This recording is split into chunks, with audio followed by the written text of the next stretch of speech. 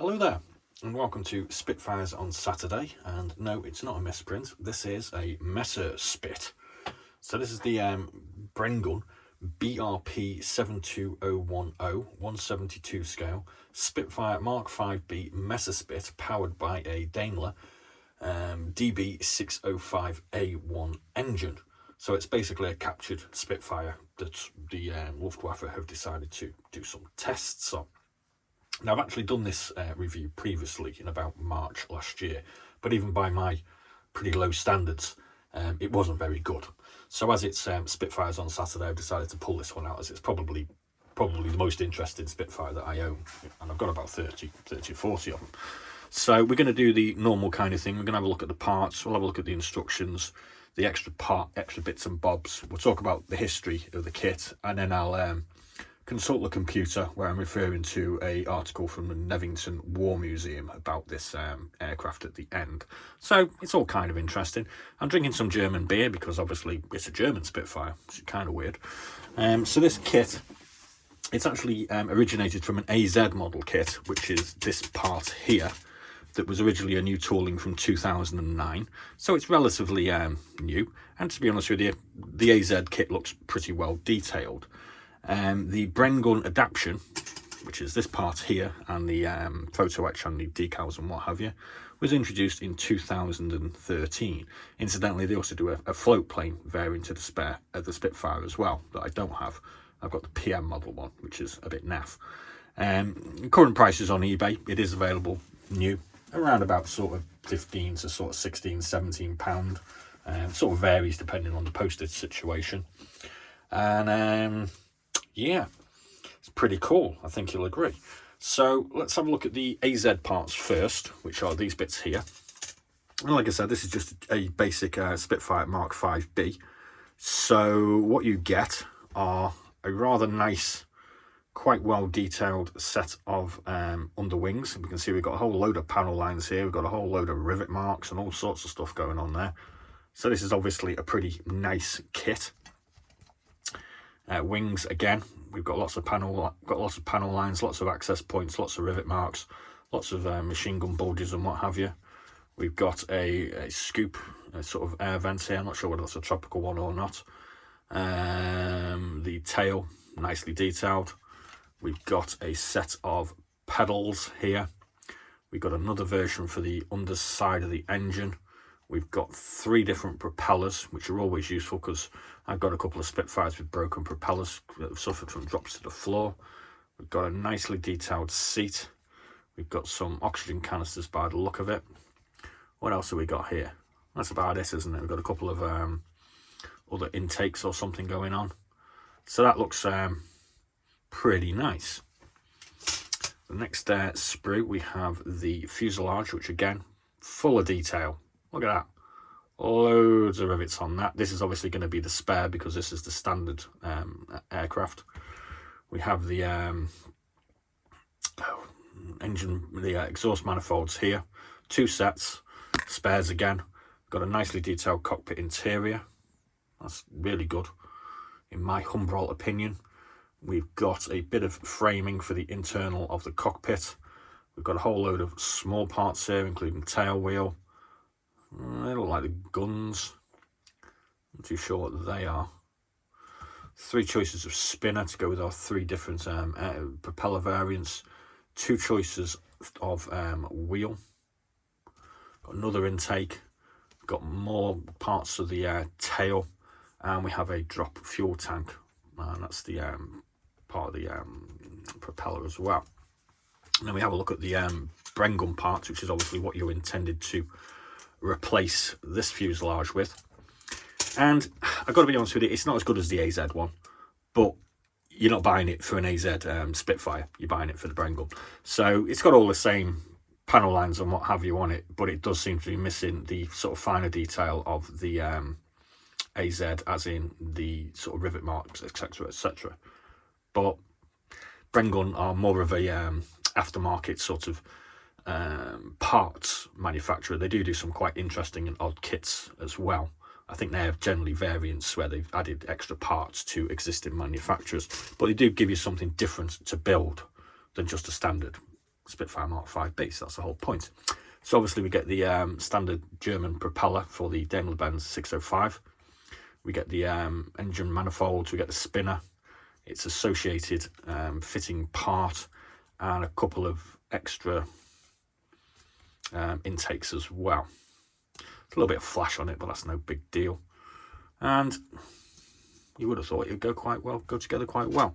One thing I have noticed is obviously there is a mounting point here on the AZ model, and you're going to have to adapt the tail parts, because I'm guessing you're just going to have to cut the points off or put your own holes into the Brengun variant to make them fit. But I think I'm pretty capable of chopping a bit off or putting a couple of holes in somewhere, so that's okay. So other parts that you get with this, you do get a small photo etch part, which I'm going to hazard a guess you don't get with the AZ version, because it's BRP printed. So we get some harnesses, and we get some pedals, are they maybe? I'm not too sure. And a few other little bits and bobs to stick on, including that mirror there. That's pretty nice, isn't it? Rear view mirror. I like that. We get a Brengun cockpit cover, which needs a little bit of trimming. And then we get a set of decals for the captured version, which are DB Brengun variants. So they're for the testing purposes of this aircraft in the Luftwaffe. So let's have a look at the instructions. So we have here darkened areas that apparently you don't need, but you're going to need those parts of the tail, aren't you? Oh, these are the parts that you need, maybe. These are the parts that you need. So the darkened areas are the parts that you actually require. The pale areas are the ones that you don't require. So you get a whole load of spares with this. It's got a Barbie colours and Humbrol. It's got a Humbrol set of colour conversions as well. So putting this thing together, what have we got? We've got the cockpit, which is all going to go together like so. Quite a few bits to go in here. Oh, I forgot to mention, there is a partially detailed cockpit interiors on this as well.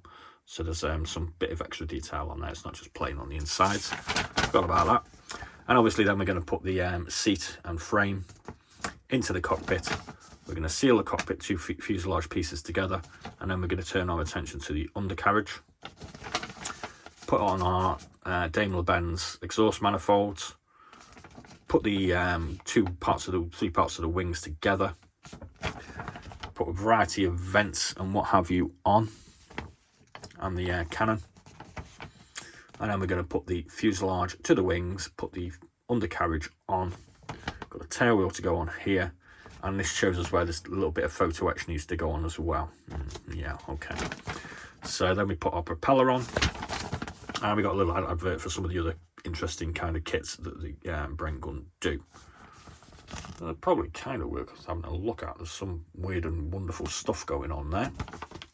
Let's just flip this over for the colour markings chart, so we can see it's had some adaptations by the Luftwaffe done to it by apparently. Painted in grey with a kind of semi sort of German camouflage pattern, and bright yellow underneath, and a bright yellow nose, and some yellow on the tail as well. So that's going to look pretty cool, I reckon. What do you think? So let's have a look at the Nevington War Museum contribution to the history of this. A captured Spitfire Mark 5B fitted with a Daimler-Benz DB-605A engine. The modified test plane exhibited superb handling characteristics melded with the higher engine power and speed of the German Daimler-Benz engine. Originally a captured Spitfire Mark 5B EN830NXX that accidentally landed on the Nazi-occupied Channel Island of Jersey on 18th of November 1942.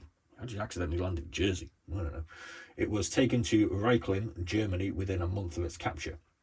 It would be given the code CJZY and painted yellow and green, and grey apparently. A number of changes were made to the Spitfire. Firstly, its 12-volt electrical system was replaced with the Luftwaffe's 24-volt one. The Rolls-Royce Merlin 45 was also removed with a Daimler-Benz DB-605 engine installed. It would then be sent to Echterdingen, Stuttgart, where a propeller and carburetor scoop from a Messerspit Bf109G was fitted. Also significantly, the original guns of the Spitfire VB was removed. German test pilot Ellen Ryder was the first to try the aircraft. It had much better visibility and handling on the ground than the Bf109. It took off before he realised it and had an impressive climb rate, about 70 foot, 21 metres per second. Much of the Spitfire's better handling could be attributed to its lower wing loading. The Spitfire's wing area was about 54 square foot, 5 metres squared, greater than the Bf109. The Messerschmitt was faster at low altitude, but at 11,000 feet the speeds evened out. The DB-605A engine gave better performance according to the test group than the Merlin, which was rated 150 horsepower below the DB-605A. It gave this Messerspit a ceiling of 41,666 feet, or 12,700 metres, about 3,280 foot, 1,000 metres more than a Bf109G, with the same engine, and 5,166 feet, 1,475 metre, more than that of a Spitfire Mark V. So that kind of sounds like it's better than both. After a brief period at Rechlin verifying the performance data, the modified Spitfire returned to Echterdingen to serve officially as a testbed. The Messerspit career ended on 14th of August 1944 when a formation of US bombers attacked Echterdingen, wrecking the Spitfire. The remains of the Spitfire Messerspit hybrid were scrapped at the Clem factory at Boblingen. So it didn't survive the war, obviously, but obviously it's contributed some rather interesting test results. So that concludes our little review. I think it went slightly better than the other one because we actually got to see the parts this time. Last time the parts were kind of down here because I was doing these with the overhead camera and I never really knew where it was. So hopefully that's a little bit better than the previous one. We'll be doing another Spitfire or maybe a Seafire next week. Ooh.